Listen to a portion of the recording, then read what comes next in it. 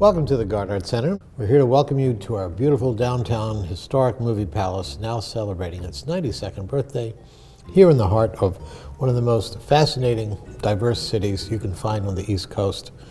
And that's why we'd like to bring you to Morocco, because as you go into the theater, you'll see that we are basically in the Mideast, because that's exactly what they wanted you to feel 92 years ago.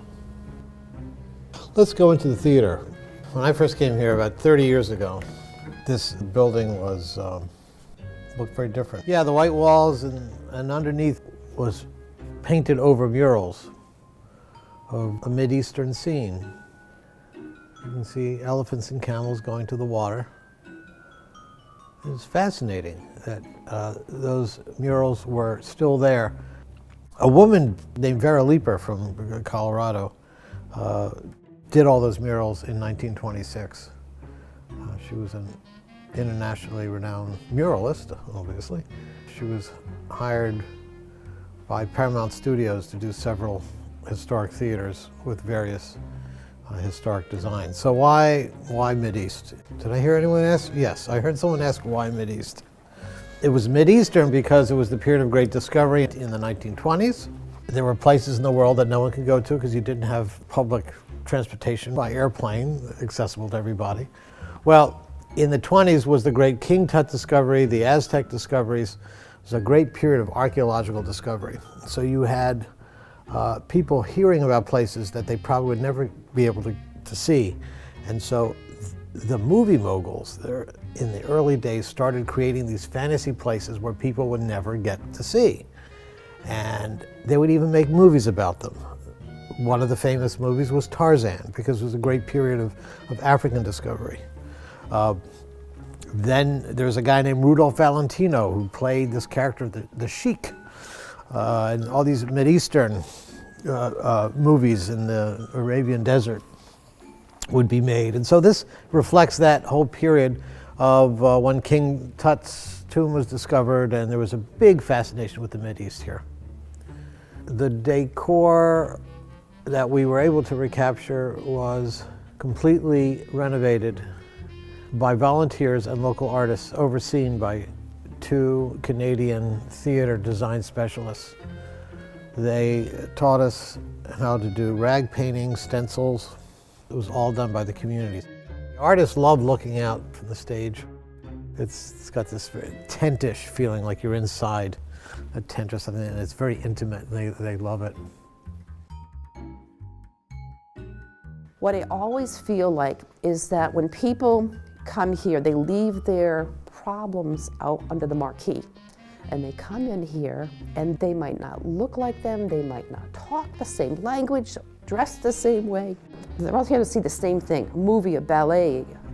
But when the lights are all out and you see that crystal, it's like sparkles of confetti, and it's not ghosts.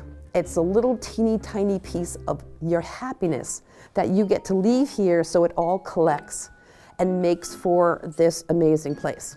I think I had mentioned that this is a theater of miracles, that things that never should have happened in a little teeny town of New London, who is recovering from the decline of downtowns, and huge theaters of which so many have closed, that the community got together and the region got together, and now the country is getting together. We have people who, as they move in and out of a region, they still stay connected with the theater.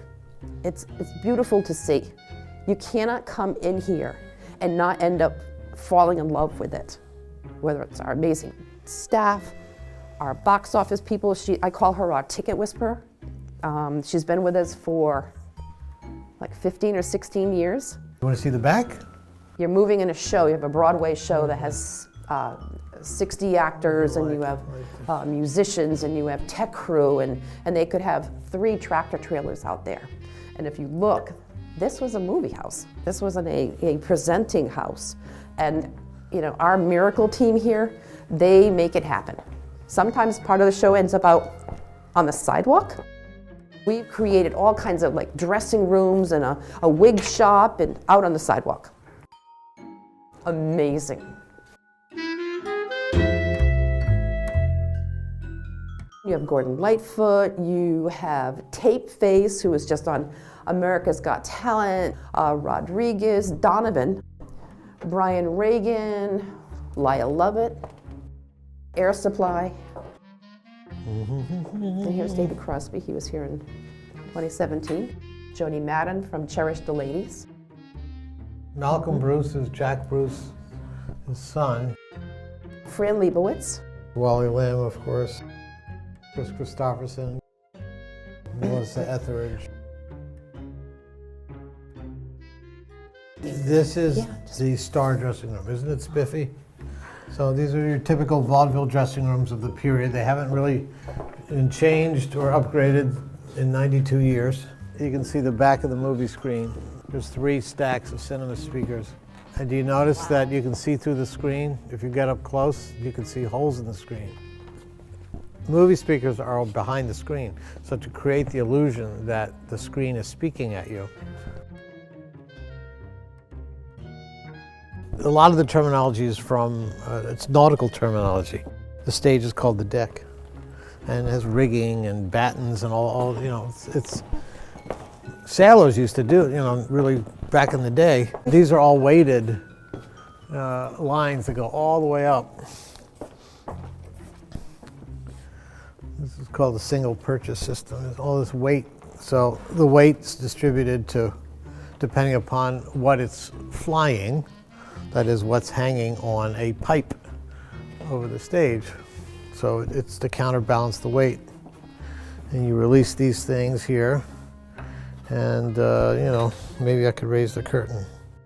Call the curtain the rag. And I think that's what's it's a ship terminology too. Sails or rags.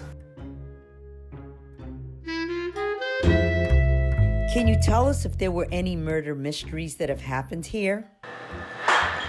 What the? What's that? You? What is it that you want? Are you here? Can you let us know who you are? Will you come talk to us? So you could see what they thought they saw. Yeah, I mean, yeah. So they went up and they were investigating these sightings that people had. My whole issue is that if there are ghosts here, I'd rather they contribute to our annual fund. I mean, because they're certainly not buying any tickets. Where's the theater spirit? Make a contribution.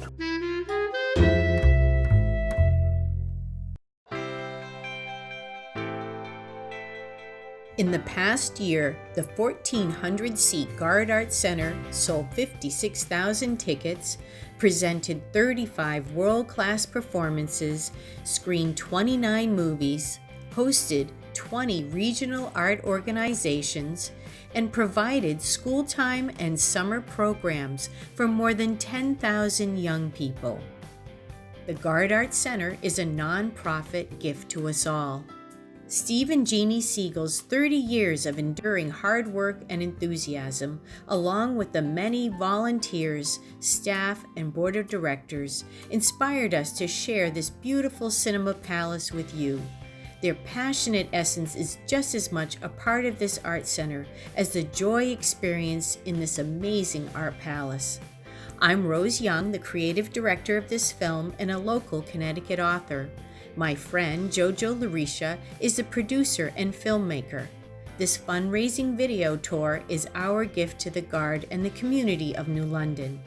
Please remember, your donations will help maintain this historic treasure of time and its marvelous service to Southeast Connecticut. You can donate on the website, gardearts.org. And thank you for your contributions.